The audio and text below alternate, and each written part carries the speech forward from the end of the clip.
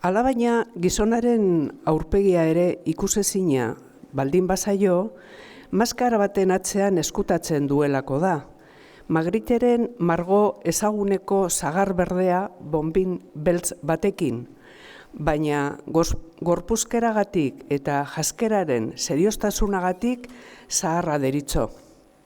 Zergatia ez jakinagatik, estampa horren ikuskizunak, azken finean hori baita dakusana, estampa bitxia, gaitzeko azaldura sortzen dio, eta halako batean, kanpai durunda gero eta gertuago entzuten du. Gorgarria gertatzen zaio, eta une horretan izerdi patzetan itxartzen omen da izuturik. Estampa behin eta berrizko eldarnioa da.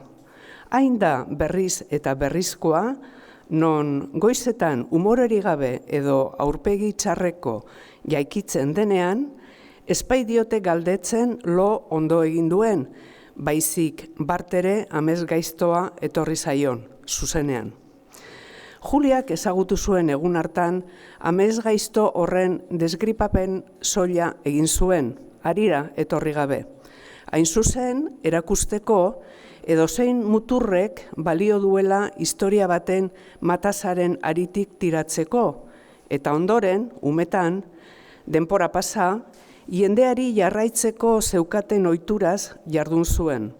Antza denez, kaletik pasatzen zen norbait aukeratzen zuten, besterik gabe, ausaz edo itxuraren ustean, misteriotsua, miserablea, makurra edo gaiztoa iruditzen zitzaielako. Gero atzetik joateko, eskutuko itzorduren batera eraman zitzakeelako, sexu enkontruren batera edo dramaren baten gertalekura menturaz.